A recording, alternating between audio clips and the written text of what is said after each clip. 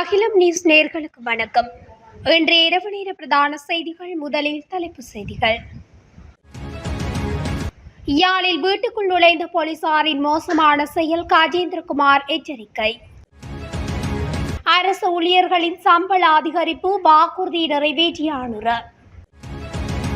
தேசப்பந்து மீதான விசாரணை, சபாநாயகர் விசேட கடிதம். சமையல் எரிவாயு கசிந்து தீ விபத்து, குடும்ப பெண் உயிரிழப்பு. மீண்டும் ஜனாதிபதியாகும் ரணில். இசாரா செவ்வந்தி முன்னாள் அமைச்சர் பிரசன்ன ரணவீர மாயம் தேடுகிறது போலீஸ். சுற்றுலா விடுதியில் வெட்டு காயங்களுடன் மீட்கப்பட்ட சடலம். யாழ் போதனா வைத்தியசாலைக்கு முன்பாக கஞ்சா வியாபாரம். தொடர்பென விரிவான செய்திகள். யாழ் வடமராட்சி கிழக்கு பகுதிக்கான தமிழ் தேசிய மக்கள் முன்னணியின் அமைப்பாளர் ஜெகதீஸ்வரன் சட்குணதேவியின் மகன் கைது செய்யப்பட்டுள்ளதாக நாடாளுமன்ற உறுப்பினர் கஜேந்திரகுமார் பொன்னம்பலம் தெரிவித்துள்ளார். இது தொடர்பில் கஜேந்திரகுமார் தனது சமூக ஊடக பதிவில் குறிப்பிட்டுள்ளதாவது: ஜெகதீஸ்வரன் சட்குணதேவி உள்ளூராட்சி மன்ற தேர்தலில் தமிழ் தேசிய மக்கள் முன்னணியின் வேட்பாளராக போட்டியிட இருந்த நிலையில் அவரது வேட்புமனுக்கள் நிராகரிக்கப்பட்டன. இந்த நிலையில் இன்று காலை ஏற்பாடு செய்யப்பட்டிருந்த வேட்பாளர்களுக்கான கூட்டத்தில் கலந்து கொள்ளுமாறு மருதங்கேணி போலீசாரால் சில தினங்களுக்கு முன்பு அவருக்கு தகவல் தெரிவிக்கப்பட்டது. ஆனால் வேட்புமனுக்கள் நிராகரிக்கப்பட்ட காரணத்தால் அவர் கூட்டத்திற்கு செல்லவில்லை. இதனையடுத்து இன்றைய தினம் அவரது வீட்டுக்கு வந்த போலீசார் அவர் ஏன் கூட்டத்துக்கு வரவில்லை என்று கேட்டனர். அதற்கு நான் இனி வேட்பாளர் இல்லை என்று சட்குணதேவி கூறிய போது, கலந்து கொள்ள சொன்னால் கட்டாயம் கலந்து கொள்ள வேண்டும் என்று போலீசார் அவரை திட்டியுள்ளனர். இதனையடுத்து எந்த காரணமும் கூறாமல் உடல்நிலை சரியில்லாத அவரது மகனை போலீசார் கைது செய்துள்ளனர். சட்குணதேவி தனது வலுவான மற்றும் ஊழலற்ற அரசியல் செயற்பாட்டுக்காக மருதங்கேணி போலீசாரால் தொடர்ந்து துன்புறுத்தப்பட்டு வருகின்றார். மேலும் போலீசாரால் அவரது கணவர், மகன் மற்றும் தேசிய மக்கள் முன்னணி கட்சியின் ஏனைய உறுப்பினர்கள் மீது பொய் வழக்குகள் பதிவு செய்யப்பட்டு பின்னர் தள்ளுபடி செய்யப்பட்டுள்ளது என குறிப்பிடப்பட்டுள்ளது. அரசு ஊழியர்களின் அடிப்படை சம்பளம் பல வருடங்களின் பின்னர் எங்களுடைய அரசாங்கத்தினால் அதிகரிக்கப்பட்டது என்று ஜனாதிபதி அனுரகுமார திசாநாயக்க தெரிவித்துள்ளார். கம்பகாவில் இடம்பெற்ற மக்கள் பேரணியொன்றில் கலந்து கொண்டு கருத்து தெரிவிக்கும் போதே அவர் மேற்கொண்டவாறு குறிப்பிட்டுள்ளார்.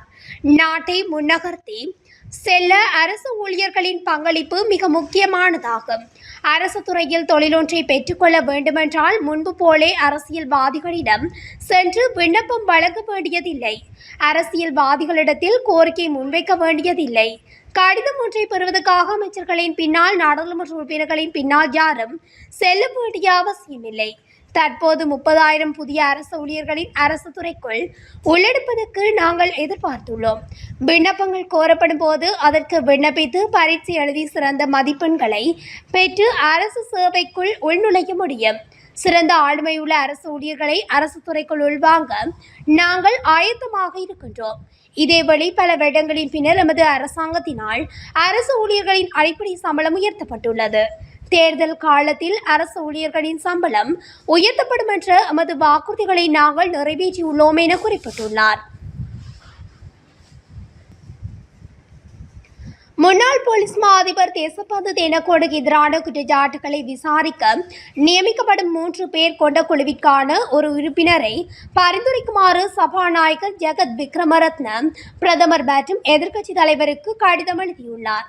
நிலையற் கட்டளைகளின்படி குற்றச்சாட்டுகளை விசாரிக்கும் குழுவில் பிரதமர் மற்றும் எதிர்க்கட்சித் தலைவரின் முழு ஒப்புதலுடன் ஒரு உறுப்பினர் நியமிக்கப்பட வேண்டும். இதன்படி தலைமை நீதிபதி இந்த குழுவிற்கு ஒரு உறுப்பினரை நியமிக்க வேண்டும். மேலும் குழுவிற்கு நியமிக்கப்படும் மற்ற உறுப்பினர் போலீஸ் ஆணைக்குழு சார்பில் காணப்படுவார். இதன்படி இந்த குழு அடுத்த சில நாட்களில் நியமிக்கப்படும் என்று நாடாளுமன்ற வட்டாரங்கள் தெரிவிக்கின்றன. கிளிநொச்சி மருதநகர் பகுதியில் சமையல் எரிவாயு கசிந்து தீ விபத்துக்குள்ளானதில் குடும்ப பெண் ஒருவர் உயிரிழந்துள்ளார். சம்பவம் தொடர்பில் மேலும் தெரிய வருகையில், கடந்த 20ஆம் தேதி குறித்த பகுதியில் எரிவாயு சிலிண்டர் கசிவு காரணமாக திடீர் தீ விபத்து ஏற்பட்டுள்ளது. 58 வயதுடைய பெண் ஒருவர் தனது வீட்டில் சமையல் செய்து கொண்டிருந்த பொழுது இந்த விபத்து நிகழ்ந்துள்ளது. இதன்போது குறித்த பெண் அணிந்திருந்த ஆடையில் தீ பற்றியுள்ள நிலையில் அவர் பலத்த காயங்களுடன் கிளிநொச்சி பொது மருத்துவமனையில் சிகிச்சை பெற்று வந்தார். இந்த நிலையில் இன்றைய தினம் சிகிச்சை பலனின்றி அவர் உயிரிழந்துள்ளார். மேலும் இந்த சம்பவம் தொடர்பான மேலதிக விசாரணைகளையும் கிளிநொச்சி போலீசார் மேற்கொண்டு வருகின்றனர். நாட்டின் பொருளாதாரத்தை மீட்டெடுக்கக்கூடிய ஒரே தலைவர் முன்னாள் ஜனாதிபதி ரணில் விக்ரமசிங்க எனவும் அவர் சில மாதங்களில் ஜனாதிபதியாக வருவார் என முன்னாள் நாடாளுமன்ற உறுப்பினர் ராஜித சேனாரத்ன தெரிவித்துள்ளார். இது தொடர்பில் அவர் மேலும் தெரிவிக்கையில், நாட்டின் பொருளாதாரம் இப்போது சரிந்து கொண்டிருக்கிறது. அப்போது அதை மீண்டும் யார் ஈடுகட்ட முடியும் என்பதை மக்கள் நினைவில் கொள்வார்கள். கொதுபாய் இரவில் குழியில் விழுந்தார், பகலில் அனுர குழியில் விழுந்தார், காலையில் சஜித்துடன் விழ தயாராக இருக்கும் மூளை உள்ளவர்கள் இலங்கையில் யாரும் இல்லை என்றார். அப்படியானால் மீதமுள்ள ஒரே தீர்வு ரணில் விக்ரமசிங்கவே. வீழ்ச்சி அடைந்துள்ள நாட்டின் பொருளாதாரத்தை மீட்டெடுக்கக்கூடிய ஒரே தலைவர் முன்னாள் ஜனாதிபதி ரணில் விக்ரமசிங்கவே. நான் எப்போதும் சொல்வேன், ரணில் விக்ரமசிங்கவின் முகத்தை பார்க்காதீர்கள். அவர் கையை அசைக்கும் விதம் அல்லது மக்களின் தோள்களை தொடும் கையை பற்றி பேசாதீர்கள். அவரது மண்டிக்குளிருக்கு மூளையை பாருங்கள். அவரிடம் வேறு எதுவும் இருந்தாலும் பயனில்லை. அந்த மூளை இல்லாமல் இந்த நாட்டின் நெருக்கடியிலிருந்து கட்டியெழுப்ப முடியும். ரணில் விக்ரமசிங்கவுக்கே மட்டுமே தலைமை உள்ளது. அந்த சுய பலத்துடன் நாங்கள் போராடுகிறோம். இந்த தேர்தலில் நாங்கள் முன்னேறி வருகிறோம். பெரிய வெற்றி கிடைக்காவிட்டாலும் எங்கள் வெற்றி தெரியும். எங்கள் நாடு வெற்றி பெறும். இந்த வெற்றி ஐக்கிய தேசிய கட்சியின் வெற்றியாகும் என்று ராஜித சேனாரத்ன குறிப்பிட்டுள்ளார். கொழும்பு புதுக்கடை நீதிமன்றத்துக்குள் பிப்ரவரி மாதம் 19ஆம் தேதி பாதாள உலக கும்பலைச் சேர்ந்த கனிமுள்ள சஞ்சீவ் என்பவரை சுட்டுக் கொலை செய்வதற்கு துப்பாக்கிதாரிக்கு உதவி செய்ததாக கூறப்படும் இசாரா சவந்தி இதுவரை கைது செய்யப்படவில்லை என போலீஸ் தலைமையகம் தெரிவித்துள்ளது.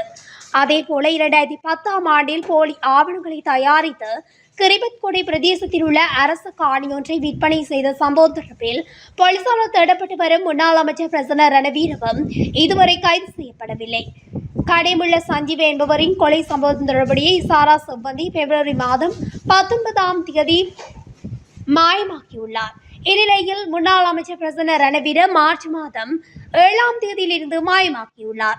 பிரசன்ன ரணவீரவை கைது செய்வதற்காக களனி பிரதேசத்தில் உள்ள அவரது வீட்டுக்கு சென்ற போதும் அவர் அங்கிருந்து தப்பி சென்றுள்ளார்.